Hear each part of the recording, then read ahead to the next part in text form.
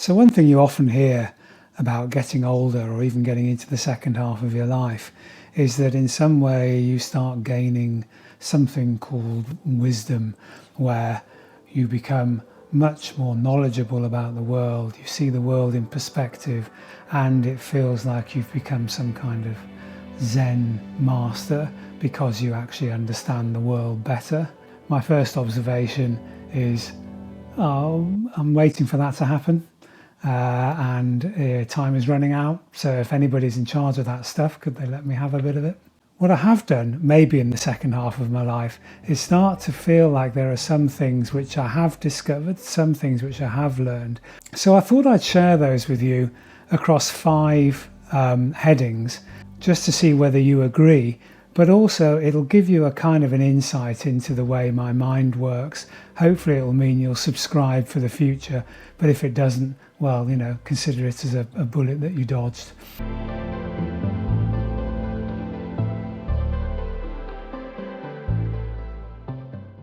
And the number one is based around the fact that I think for the first half of your life, you live it as if you believe there is a secret, which if you crack it, everything will fall into place in your life, and this sort of magic silver bullet will leapfrog over every challenge in life and get you to the point where things become easy, and you won't have to work so hard. Once you've discovered the silver bullet, life will become a much easier prospect altogether. And I believe that, certainly. I thought that if I could just discover what the secret code was, crack it, then things would become easy for me. Unfortunately, I think as you hit the second half of your life, you start discovering that in fact there are no silver bullets. There isn't a quick shortcut. There are no easy routes. There are a minuscule number of people who have actually discovered anything where they do have an enormous advantage because they happen to know one piece of information. Life just doesn't work like that. The good news is that if you apply yourself diligently and work through things, yes, there are ways of getting the knowledge, but there is no silver bullet that will take you from A to Z without putting in the hours and the work. I think that particular light bulb went off for me around the time that I realised that there was no shortcut to enormous wealth via buying a franchise or setting up my own business. There's no automatic way that you can jump the queue. There are no silver bullets. The second one, and this is kind of a bit serious, and I need to be quite careful the way I say this. I think that we go through life being buffeted by disasters. Some of them are real. Some of us have enormous bad luck. Bad things happen to good people. It's a fact.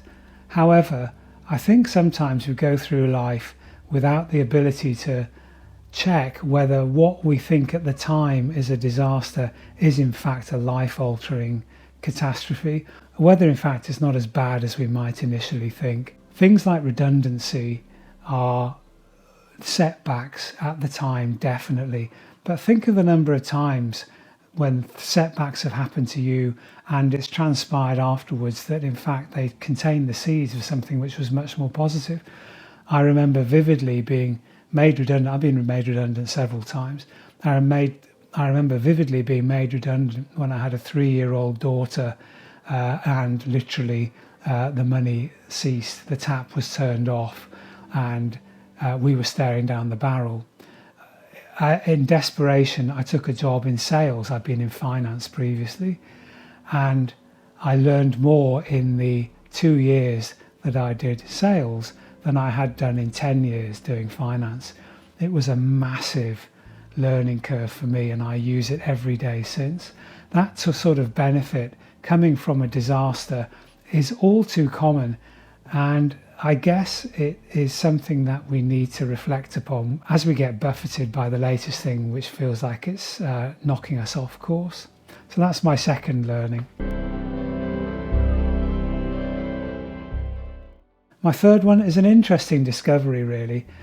I regularly, still do it, I regularly wake up in the middle of the night with with sort of nameless worry, nameless dread, and it sits there and it forces you to start worrying, and you can feel your pulse rate rising, and you know that sleep is going to elude you until you think about this stuff. What I do is I park the worry if I can, try and get some sleep, but it means that the next day I'm going to address that worry head on. And this is my learning. My third discovery is that worrying solves nothing, except that it can act as a catalyst to make you do something that you might not otherwise want to do. The way out of worry is to face the worry head on, as far as I'm concerned. So I will then take the worry that kept me awake the night before, sit down and think it through in the cold light of day. Frequently these things melt away anyway, but there is normally something in there. There's a germ of something that you should be concerned about. But in the cold light of day, you can start thinking about it. And for me, it means that the worry itself diminishes, even if there's nothing I can do about it, even if we're worried about something over which we have no power or control. Even if you take it out, look at it, write it down, think about it. Once you've done all that, it feels to me like the worry dissipates. You haven't resolved anything, but you stopped yourself. You know that if anything does come to pass, you've already thought about it. You may have already come up with some contingency plans if some disaster befalls you. That sort of addressing square on of the worries in life, for me, has proved hugely beneficial, and it's enabled me to get a good night's sleep occasionally as well. The fourth discovery I've made, which we won't dwell on too long, and I'm just going to say it and just say I believe it vehemently. If anybody tells you they have the answer, in block capitals underlined, to almost any of life's big problems, if they believe that, they're probably deluded. Sometimes they're so deluded they become dangerous, and they need taking with an enormous pinch of salt. For me, the people that say they've got the big answer to life's questions are the ones who are probably the most dangerous people of all in this world. We're all on this planet together. We're all bumbling along. Nobody has the big answer. Some people are very clever and have some answers. They don't have the big answers, though. And my final discovery, which I'll share with you, is that for me, happiness is something that we all pursue, and it frequently gets bound up with things like acquiring money. But for me, happiness is actually comparative, and all these studies that you read where they take lottery winners and ask them if they're happier now than they were before they won the lottery.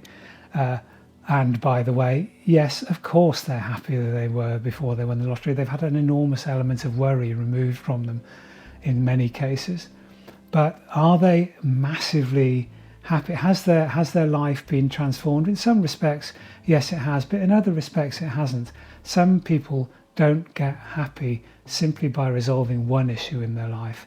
It needs more than that. So for me, happiness is an umbrella term, and it's a comparative. Are you happier than you were 10 years ago? Me? Yes, I definitely am happier than I was 10 years ago. Am I as happy as I could be? No. If I won the lottery, would I be happier? Yeah, probably, definitely.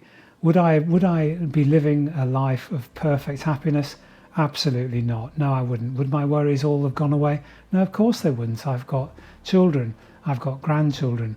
They are a continual source of joy, yes, and of worry too. So, no, happiness is not absolute. Happiness is a comparative. Anyway, that's an insight into my strange mind. I sometimes think I'm a bit of an outlier. You may tell me I'm not at all, and by all means tell me down in the comments below. So what I'm going to do in the upcoming videos, though, is apply that kind of worldview to the business of being in the second half of your life. And it hopefully will be entertaining. It might be interesting, who knows, it might even give you a kind of a feeling of something that you might want to do as well. No guarantees. I could just be about to tell you again and again something you already know. But let's see. It would be really great if you would like to come along for the ride, if you could subscribe to this channel. It keeps the algorithm busy, tells it that there's something that might be a germ of interest for people like you and me, and it may share it as well. If you don't feel like doing that, a like would be great. Anyway, hope that was interesting and entertaining. Who knows? But I'll see you on the next one anyway. Thanks. Bye.